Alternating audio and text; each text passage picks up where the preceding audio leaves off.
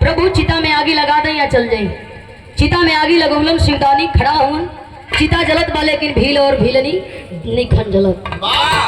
जब आँख खोल के देखले गया तो सामने साक्षात देवों के देव महादेव त्रिलोकीनाथ भोलेदानी खड़ा हुन, हाथ में त्रिशूल डमरू, गले में सरप के हार, कान में बिच्छू के बाला और कमर में मृगछाला।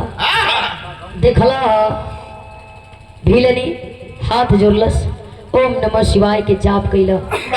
अच्छा तो इ तब्बे से खेला लीला आप करत रही। शिवदानी कलर की खेला लेला बुझाया चाहे परीक्षा बुझा, चूंकि परीक्षा में बेटी तू पास न बढ़ू, तारा जैसन भक्त धरती पर कंचित मिली है।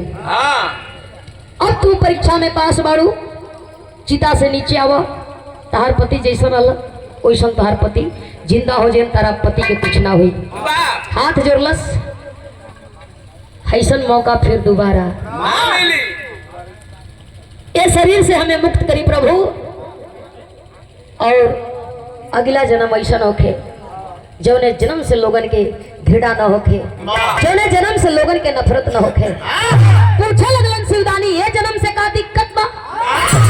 भीलनी रोवे लगली, है तो सोचे वाली बात बा। गौवा के लोग ताना मार के निकाल देलन, छूत अछूत कई के हमन दोनों मर्द मेहरारू के भगा देलन। रीजन कला कि हमने के जात का भील और भीलन, हमन का जतिये ऐसन बेजे लोग घिन्ना के गौवा से निकाल देलन। हंस करके शिवदानी वरदान देलन, लो वरदान देता नहीं अगला जन्म सफल हुई।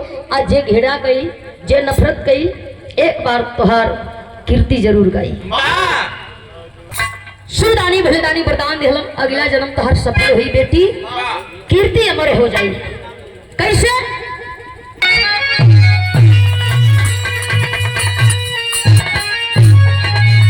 अरे चली चिता में जीवन सफल बनवली अपना, तराफी हो गई जीवनिया है सदा से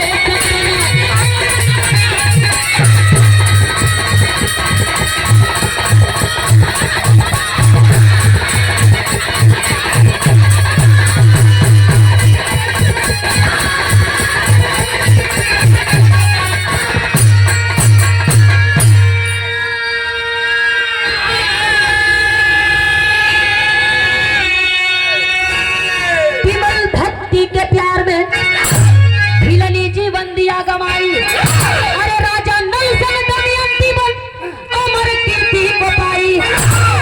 वरदान सफल भई, पुनर्जन्म भील और भीलनी के भई। भील राजा नल बन करके आया और भीलनी दमयंती बन करके आई। राजा नल और दमयंती की कीर्ति अमर हुई, नाम आज भी लोग लेला।